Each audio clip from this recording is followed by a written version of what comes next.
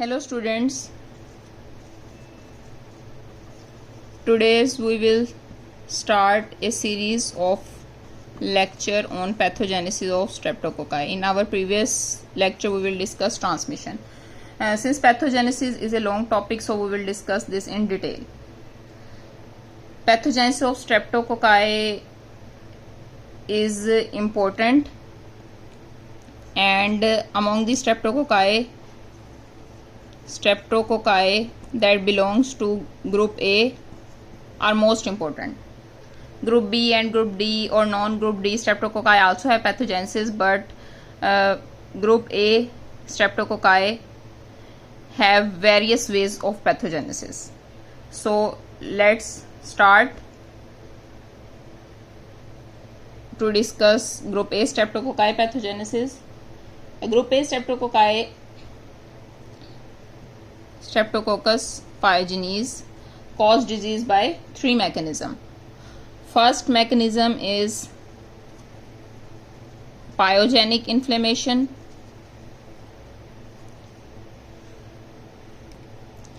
Second mechanism is exotoxin production. Third mechanism is immunologic. Pyogenic inflammation is induced locally at the site of organism. Remember, induced locally at the site of organism. While exotoxin production cause widespread systemic symptom in areas of the body where there are no organism.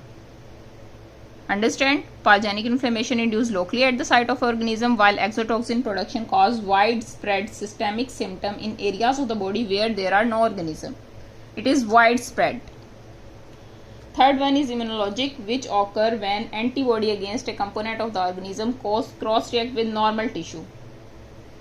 Understand? When antibody cross-reacts with normal tissue or form immune complexes that damage the normal tissue.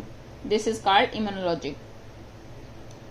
And later we will discuss post-streptococcal diseases which are immunologic. We will discuss immunologic mechanism of group A streptococci separately and their diseases in later on lectures. The immunological reaction cause inflammation. For example, rheumatic fever,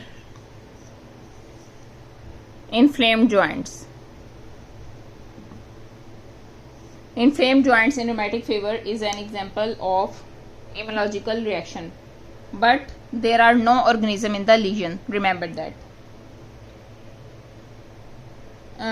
Further, we discuss M protein of group A streptococci. What is M protein?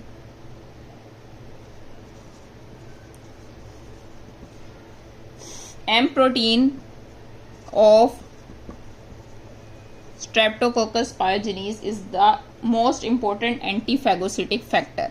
Most important antiphagocytic factor. But its capsule composed of hyaluronic acid. Streptococcus pyogenes capsule composed of hyaluronic acid is also antiphagocytic. While antibodies are not formed against the capsule because hyaluronic acid is a normal component of the body and humans are tolerant to it. Remember that. Capsule of streptococcus pyogenes is made up of hyaluronic acid, which is the normal component of the body, and human body are tolerant to it, so antibodies are not formed against the capsule.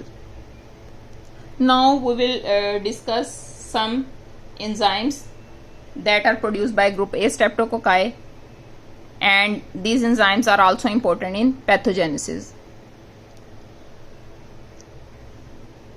So group A streptococci, streptococcus pyogenes also produce four important enzymes related to pathogenesis. First enzyme is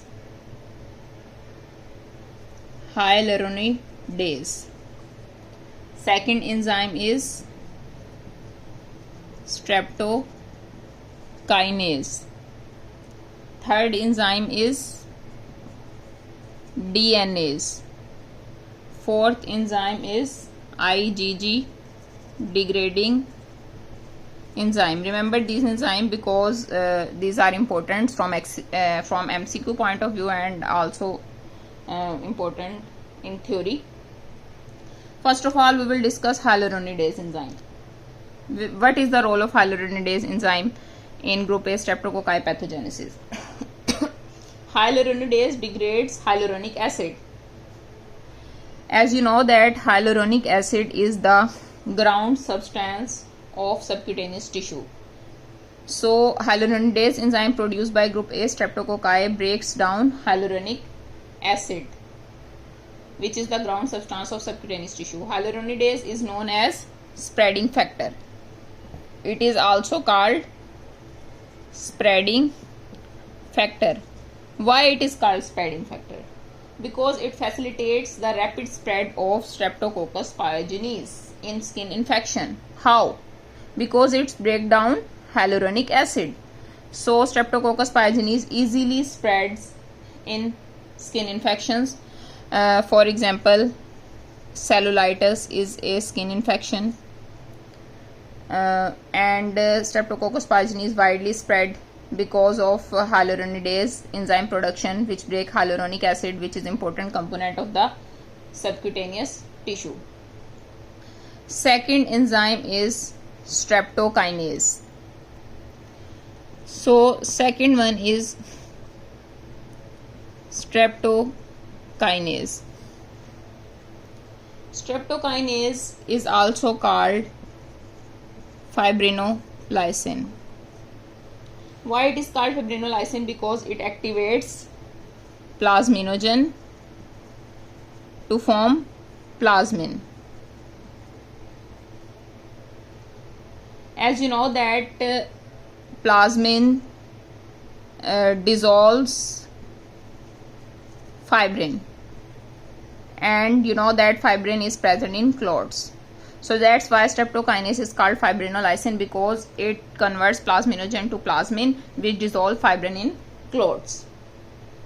You know that fibrin is present in clots, thrombi and emboli. It can be used to lyse thrombi in the coronary arteries of heart attack patient. You know that streptokinase have a good use where in heart attack patients.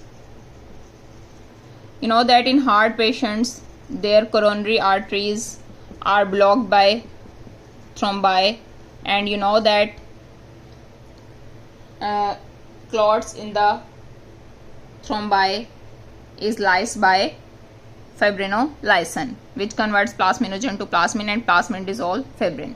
Hope so you understand. If you have any question, you can ask in the comment section. Next two enzymes and further pathogenesis of group A streptococci and group B streptococci we will discuss in later on lectures.